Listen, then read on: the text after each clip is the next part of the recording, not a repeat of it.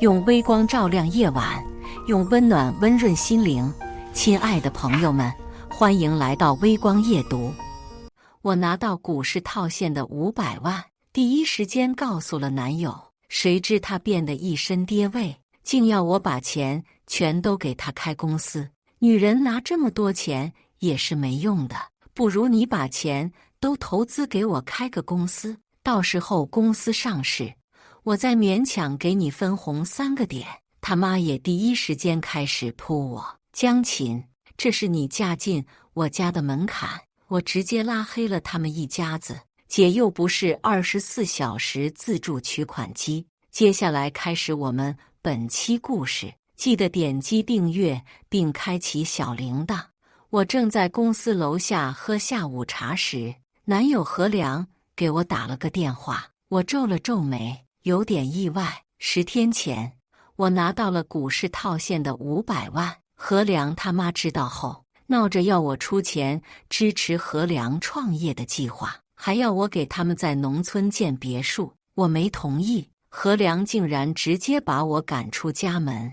女人身上有这么多钱做什么？别不知好歹，我这么做也是为你好。你做了实事，嫁到我家来才能上桌吃饭，等你想清楚了才准进这道门。我也不惯着他，当场回了自己家，几天没回他的消息，难不成他还以为我在反省吗？我刚接通，何良低声愤怒的指责就传了过来，江琴，为什么这么多天你都没有主动联系我？你知道现在我主动打电话有多没面子吗？话音刚落，我被茶水呛得猛烈咳嗽起来。这人为什么会如此自信？何良见我一直咳嗽也不吭声，对我更加不满了。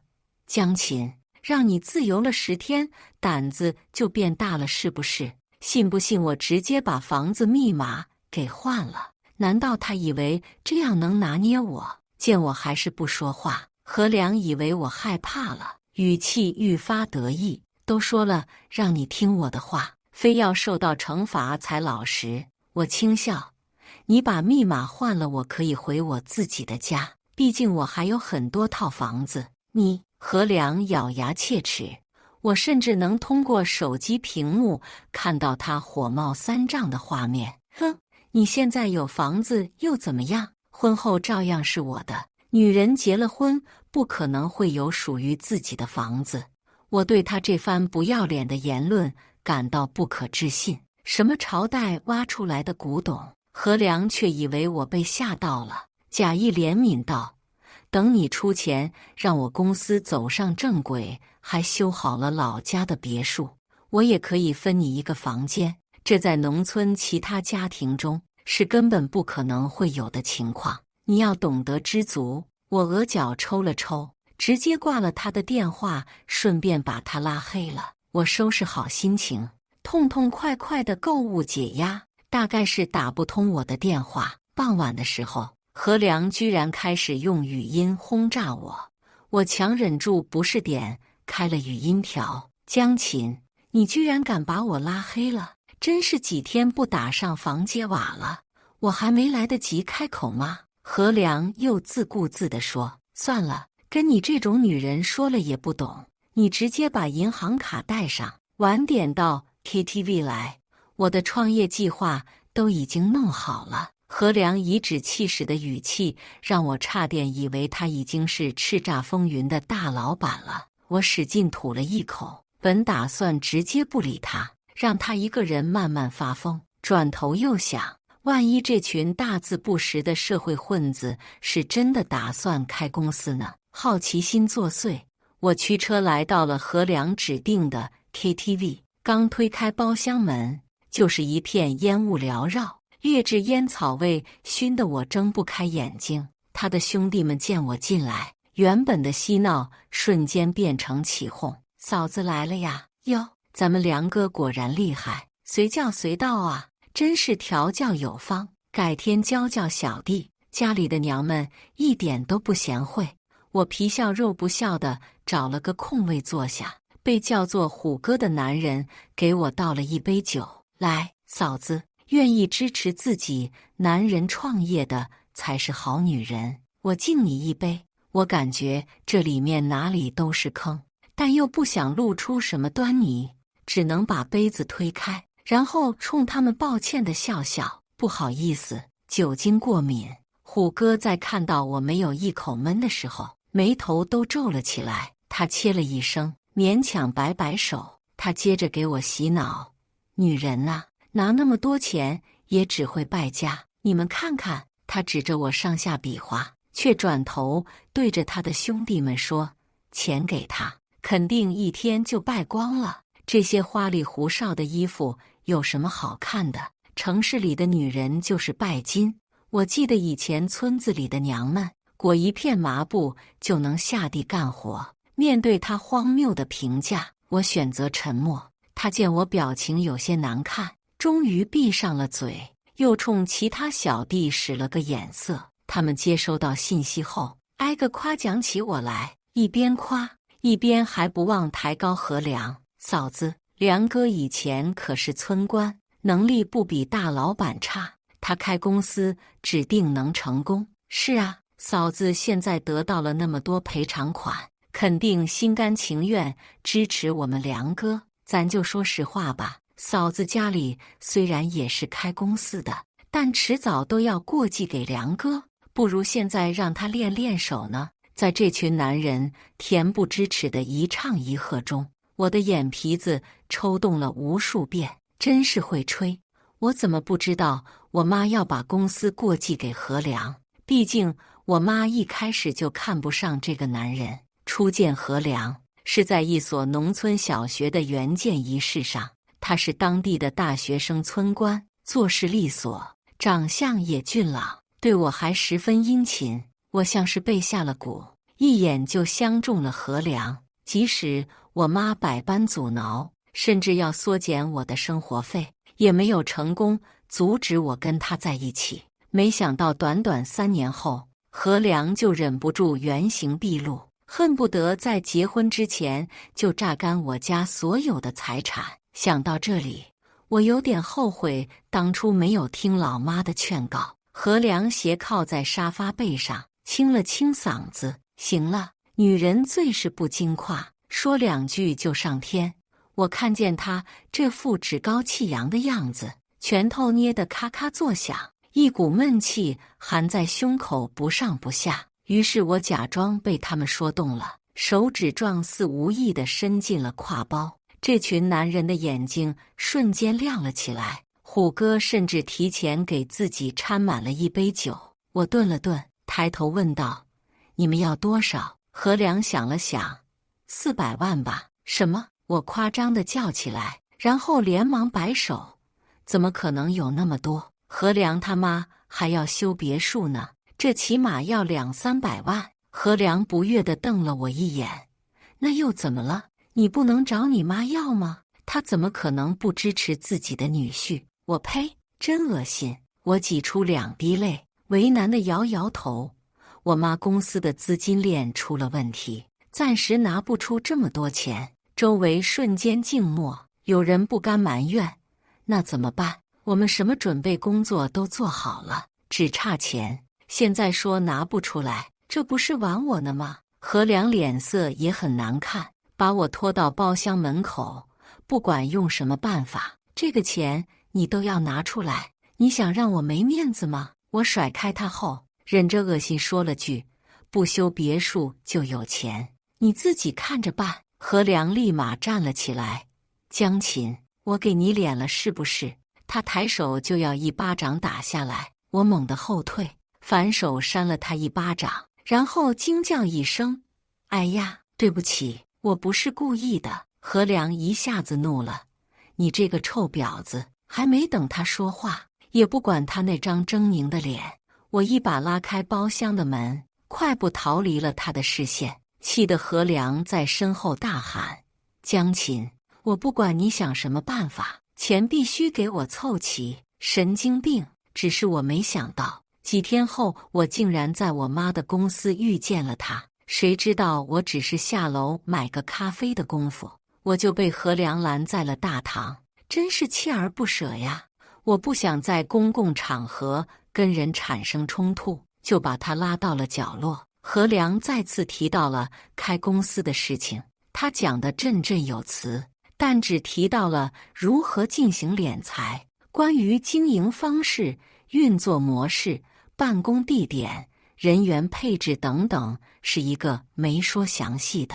我感觉不对劲，这不就是搞诈骗的皮包公司吗？他见我皱眉，以为我见识浅薄，顿时面露鄙夷，一看你就没文化。我跟你说，你妈这种正规公司早就落伍了，不如掏钱来赞助我，我保证比你妈更厉害。这话过于离谱，已经到了完全沟通不了的程度了。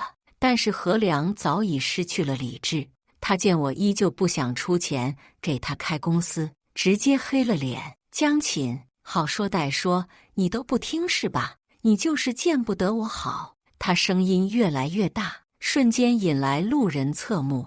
你就是不想让我赚钱，因为怕我有钱了就不要你。毕竟我毕业于名牌大学，还从过政，不是你这种暴发户子女能比的。我怒极反笑，世代经商的京圈豪门被说成暴发户，而当过几天大学生村官就变成了从过政。何良又补充了句，你就是瞧不起农村来的人。此话一出，旁边围观的人立马窃窃私语起来，看我的眼神染上不满。这位女士，你歧视别人就不道德了。农村怎么了？农村男人也能闯出来？暴发户都是这样瞧不起普通人的吗？又加深了刻板印象。何良见我吃亏，面部肌肉都松弛不少，他刚想乘胜追击，这时1楼电梯门开了，随后走出来一个眼熟的面孔，是我妈的助理。她立刻就认出了我，激动地冲我打招呼：“江小姐，你又来帮忙了。”旁边有人疑惑，他到底是谁呀？总裁助理这么客气。对呀，还说帮忙什么的。面对旁人疑惑的目光，他解释道：“这是总裁的千金，能力非常出色，经常来帮忙处理业务。”话音刚落，空气陷入死一般的寂静。刚刚还在控诉我的人突然就失去了表情管理。对不起，江小姐，我们不知道您是总裁的女儿。我淡然一笑，示意他们不用在意。何良见状，冷哼一声：“江琴他妈就算是总裁，也不过一个女人而已。我要是有她这种家庭条件，我早就是大老板了。”助理脸一黑：“女人怎么了？”何良更加口不择言，满是不屑：“女人本来就不如男人，不然那些大富豪为什么男人居多？”助理被何良气得脸色铁青，被这种弱智言论震惊的好一会儿没说出话来。何良以为自己的言论说服了在场所有人，冲我勾起挑衅的笑。我虽然不甚在意，但还是被恶心出了一身鸡皮疙瘩。到了上班时间，何良还是不肯让我走。江琴，村里的人都知道我要当老板了，你不能让我下不来台。我强压下呼叫安保的冲动，决定再劝他一次。你不知道你想开的公司很容易犯法吗？何良扬起下巴，一脸深不可测。这就不是一个女人该管的事了，你只需要负责出资。我真觉得自己眼瞎，当初是怎么看上他的？跟他呼吸同一片地区的空气都令人窒息。突然，正门口传来激烈的吵闹声，我连忙跑过去，就见何良他妈正带着一大帮人冲工作人员大喊大叫：“快点给我们抬个沙发！我儿子是大老板，信不信我让他收拾你们？”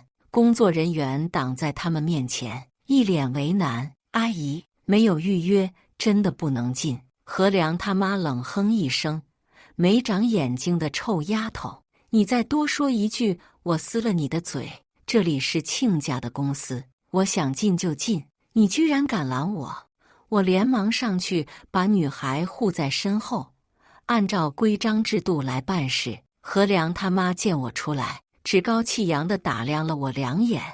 啊，你就是江琴是吧？我可是你妈，你少在这里唧唧歪歪，让我进去。他骂完后还觉得不解气，竟然直接上手去拉扯我的衣服。我连忙往后退，厉声呵斥道：“你走开！我要叫保安了，还敢叫人在我的地盘！天王老子来了都没用啊！”我一个不慎摔在地上，撕烂一声，我的衣服竟然被扯坏了好大一截。眼见我的衬衫被越扯越大，何良那些亲戚竟然没有一个人上前阻拦，甚至还在对我的着装指指点点。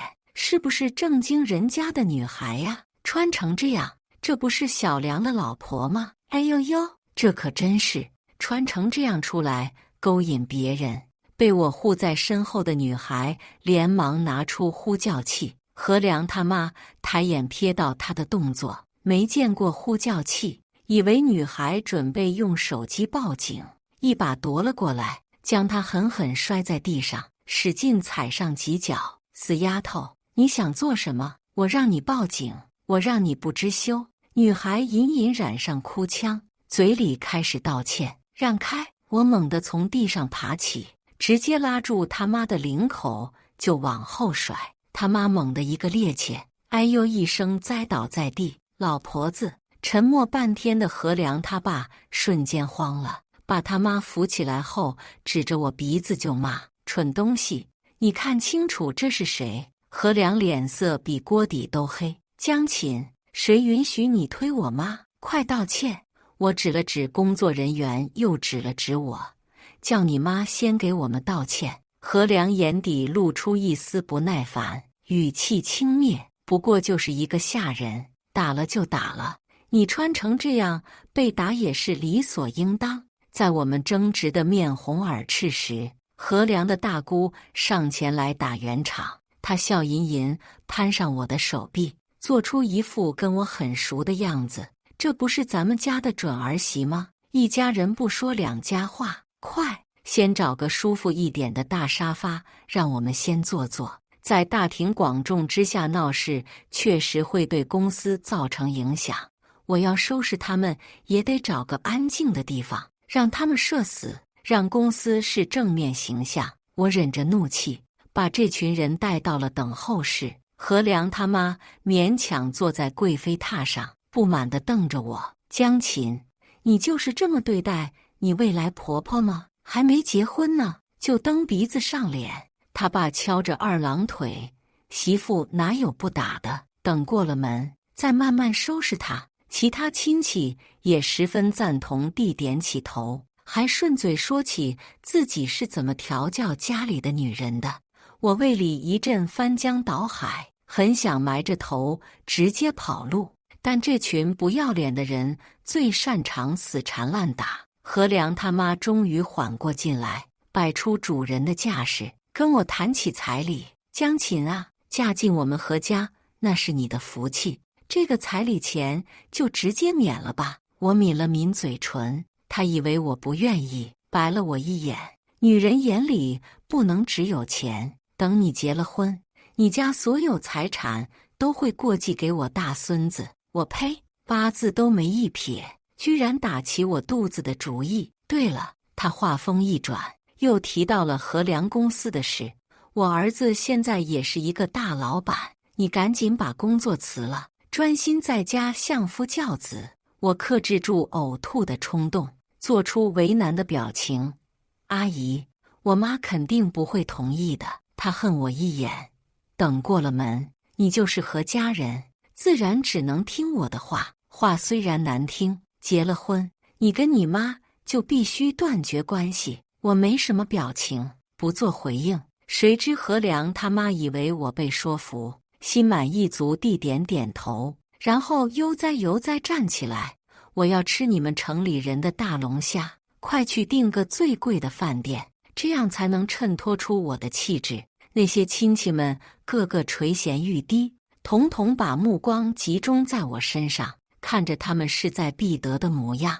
我心里突然有了个收拾他们的主意。我开车带他们去了饭店。到了地方后，这群人跟没见过世面一样，对大厅昂贵的装饰动手动脚，丝毫不顾及经理的尴尬。何良他妈满脸自豪，看着还不错，能配得上我现在的身价。进了包房，我拿起菜单，开始介绍价值不菲的菜品，这些都是京城富豪们经常点的菜。何良大手一挥，这些都要了。我抿了口茶，心里止不住发笑。等一桌子菜都上齐后，何良他爸又开始点评起来，从外观到味道都被他贬低得一无是处。这个太硬了，牙齿都要给我们崩坏。这个造型太丑了，看着恶心。他把所有菜品都尝遍之后，盛气凌人，指挥起服务员，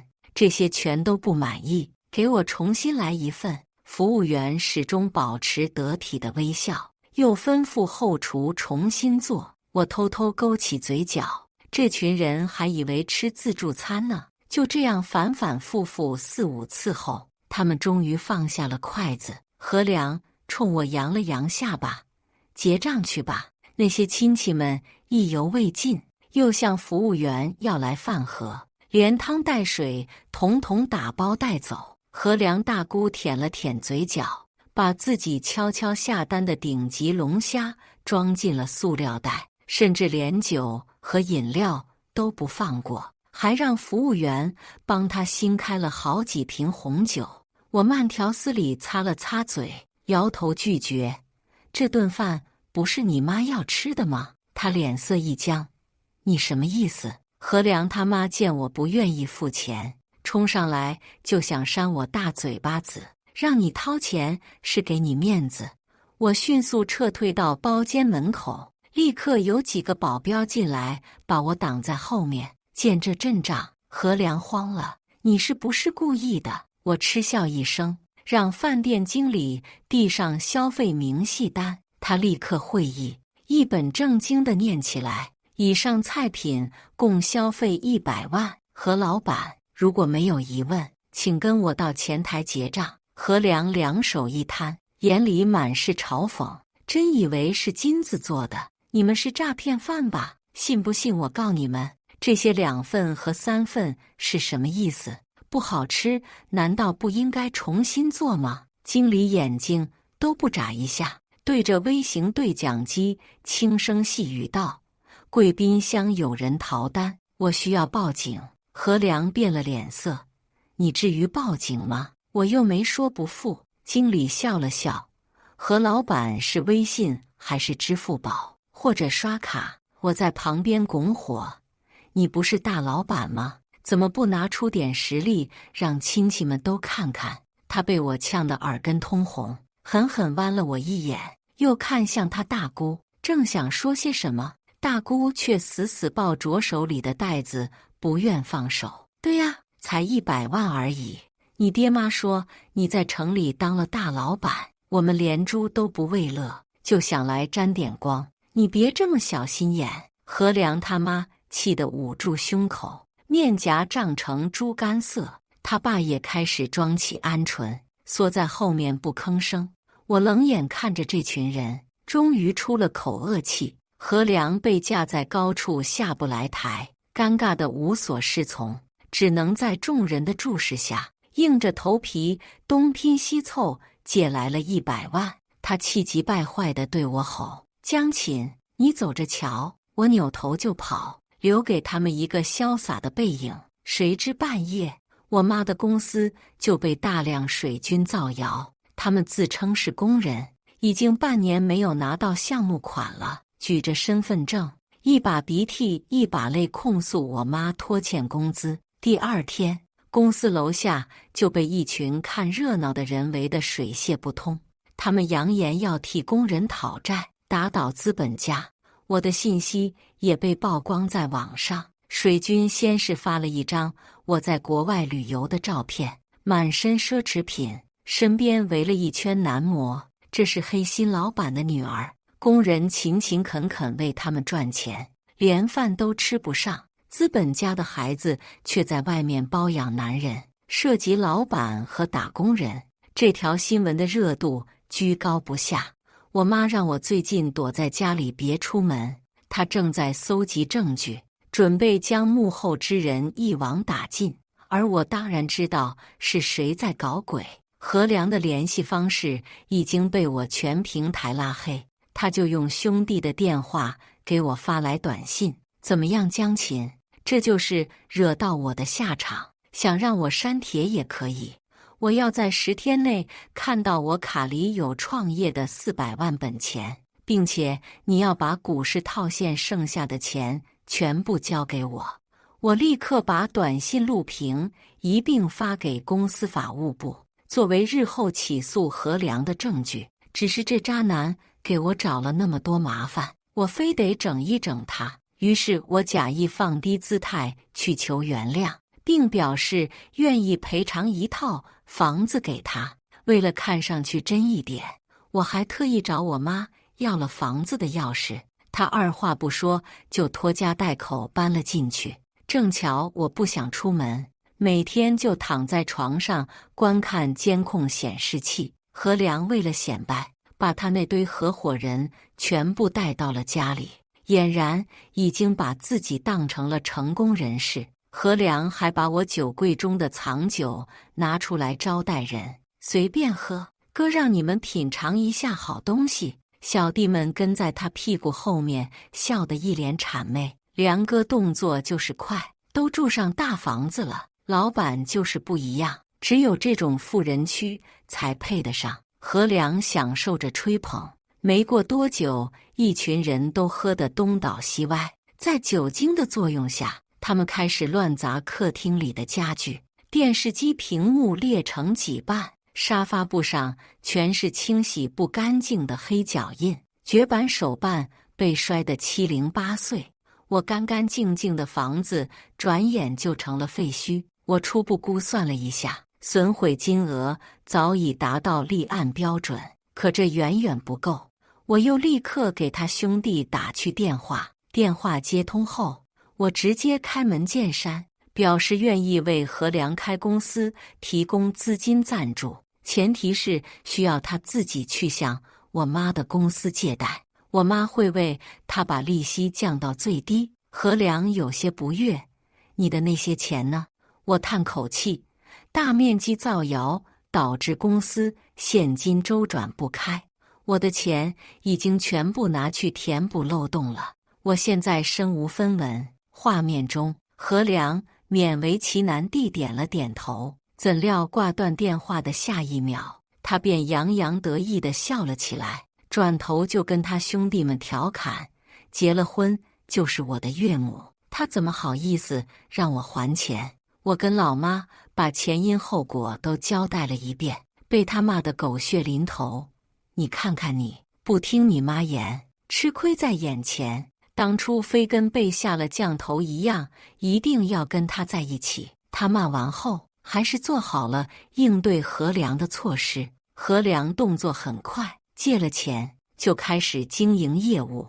他把从供应商那里得来的潜在客户信息转手卖给电诈公司，顺风顺水了几天后，何良就认为自己成了上市公司的大老板，贷款买了辆100万级别的跑车，每天都开去闹市街区炫耀，还假模假样回到村子里，拍了无数张自己帮助村民干农活的照片，发在了微博上，塑造了一个富而有德的正面形象，瞬间为自己积攒了一大波粉丝。他见热度已经够了，于是公然在互联网上抹黑我，想把我妈的公司给彻底搞破产，这样他就再也不用还钱了。实不相瞒，没想到江小姐是这样的人，太让人失望了。我出身农村，靠自己一步一步打拼到现在这个位置，只为了能配上她大小姐的身份。没想到她为了能控制我，每天都在对我进行精神打压，导致我不幸患上抑郁症，甚至还出轨男大学生。我看了她放出来的照片后，差点被一口热茶给呛死。跟我脸贴脸的这个人，分明是我那刚剪完短发又戴了个黑口罩的闺蜜。何良不依不饶，用各种胡编乱造出来的话指责我没有同情心，歧视穷人。因为我前段时间刚被冠上老赖之女的名头，而何良又一直以正面形象示人，一时间几乎所有网友都相信了他的话，纷纷到我的账号下来一顿恶言相向，平台删都删不过来。他的狂热女粉直接扒出了我的住址，给我寄来威胁信：离梁哥远一点，你现在根本配不上他，要是被我们知道你还在纠缠他，这就是你的下场。信封里面有一具老鼠被压扁的尸体，我只觉这些手法幼稚的可笑。在报警的同时，我将何良发布过的所有不实言论全部总结起来，丢给了公司法务部门。没过多久，他就在社交平台公布新恋情，对象是某位大户人家的小姐，并配上一幅二人恩爱相拥的图，天作之合。我神色从容，默默用小号点了个赞。时机到了，何良信誓旦旦地认为，在他的一顿操作下，我妈的公司定会连夜破产。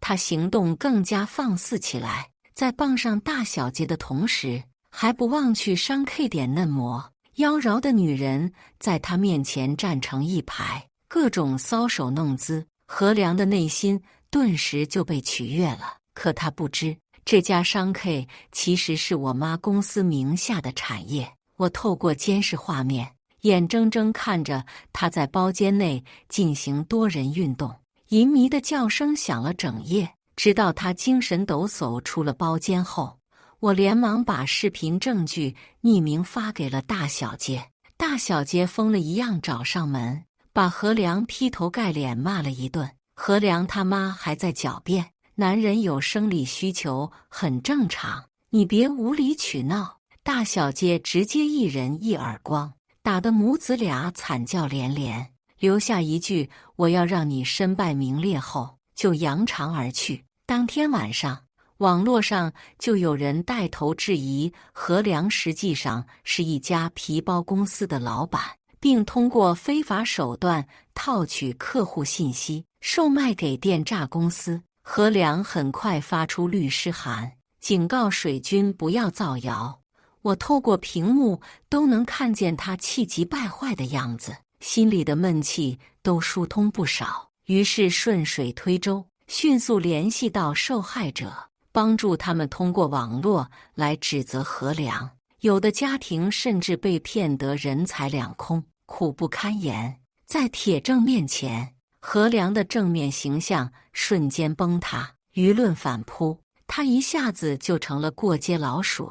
何良无法及时拿出证据来澄清，只能灰溜溜跑路。我见时机差不多了，拿上账单敲响了何良的门。他看到我的脸后，气得浑身都在颤抖，伸手一把将我拉进客厅。江琴，这一切都是你搞的鬼！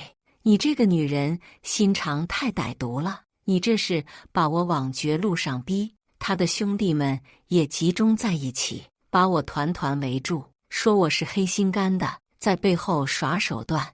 我冷冷地甩开他的手，是你先在网上泼我脏水，先撩者贱，你还好意思反咬我一口？何良脸色铁青，烦躁地踢了踢鞋柜，我现在连门都出不了，你要给我精神损失费。我淡淡一吃，把家具发票攥在手里晃了晃，我给你钱可以，你得先赔偿我损失。他面色不善地接过去，咬着后槽牙问我，这个房子是我的，我想砸就砸，凭什么赔你钱？他身后那些兄弟们怒气更盛，纷纷想要替何良出一口恶气，于是提起棒球棍又开始冲承重墙砸去。臭女人，我们就砸，关你屁事！我淡定地欣赏他们的表演，直到屋里一片狼藉。这群人才红着眼停了手。何良挑衅地看了我一眼，这时身后的门突然被敲响，刚打开，一群警察就冲了进来，有人报警说你们蓄意破坏他人财物，请跟我们走一趟。等到了警察局后，这群人还是一副气势昂扬的做派，嘴里叫嚣着自己的兄弟是大老板。警官，你们不要听这个女人撒谎，这套房子是我兄弟的。对呀，他家公司都要倒闭了，哪来那么多房产？何良狠狠瞪着我。江琴，我劝你立刻让我们走，否则我是不会让你进我家门的。我没有理会他的胡搅蛮缠，直接递给警察一份产权证。警察点了点头，房子所属人确实是江琴女士。什么？张天佑惊了，脸上微微扭曲。你居然没有写我的名字？我轻声笑了笑。你哪来的脸？我用自己的钱，凭什么写你的名字？他眼底一片愤怒，嘴唇都在颤抖。你不知道吗？女人婚后是没有房子的，写我的名字天经地义。我呸！我忍住狠狠扇他2巴掌的冲动，把乞讨2个字说得冠冕堂皇。不要脸的东西！还有，谁他娘的要跟你结婚？赔钱！你个死丫头！何良他妈接到了自己儿子被拷走的消息，直接冲进了警察局，抬起脚就想踹我肚子，我灵敏躲过，让他直接栽在了地上。他妈哎呦哎呦叫起来，骂我是不懂得尊老爱幼的毒妇。何良怒了，江琴，我命令你道歉。我挑起嘴角，凭什么？你妈先踹我的。他妈双目猩红，恨不得吞了我。贱人，你想霸占我儿子的房子，我当然要收拾你。他嗓音尖锐。警察忍不住皱起眉头，请您放尊重，房子所属人确实是江琴女士。老太婆还是不信。你放屁，名字写的是我儿子，我从来没有说过这是给你们买的，好心借你们住几天，就想鸠占鹊巢，要点脸吧？老太婆愣住了，脸上长得通红，立刻想来手撕了我，被警察眼疾手快铐了起来。我接着补充，几百万呢？这要关多少年啊？何良指尖都在颤抖。你等着，我不过一时失利，等我东山再起，一定要让你好看。我挑眉，你要怎么东山再起？你现在不仅还不上贷款，还面临对我进行造谣诽谤的高额赔偿。你说什么？何良脸色一变，像是想到了什么，立刻打开了手机。我妈的公司在律师的帮助下逐步击破先前的谣言，证据确凿，让人不得不信服。当网民都在道歉的时候，我妈又甩出何良违法经营的铁证，以及他们一大家子无理取闹的监控视频，再加上何良之前的出轨丑闻，热搜瞬间爆炸，铺天盖地的新闻皆在报道何良的种种劣迹。他慌不择路地扔下手机，想要来抓我。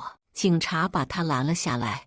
你要做什么？何良面目狰狞到有些扭曲。江琴，你个贱人，你骗我说赔偿款用完了，让我去向你妈借钱，原来都是在诈我。警察，他嗓音嘶哑，把这个女人和他妈抓起来，是他怂恿我贷款。警察一本正经解释，人家公司是合法贷款，没有高利贷和套路贷的情况。经我局调查，借款开公司是你个人意愿，与旁人无关。你现在不仅涉嫌蓄意破坏他人财产，你的行为还构成诈骗罪，我们将依法逮捕你。何良他妈听到自己儿子要坐牢，两眼一黑就晕了过去。其他涉案人员均受到不同程度的处罚。何良还想负隅顽抗。江琴，我们都要结婚了，你至于把我逼上绝路吗？你不想修别墅，那就不修了。你给我100万，不，50万，50万就行。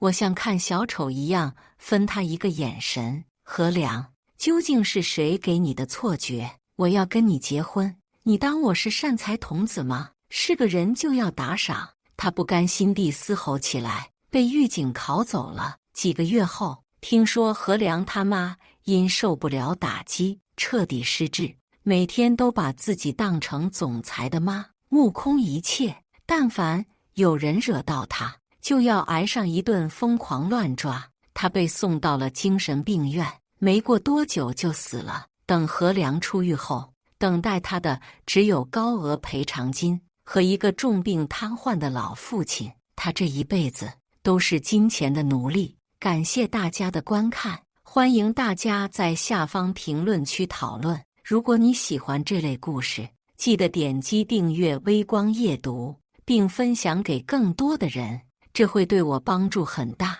再次感谢大家的观看。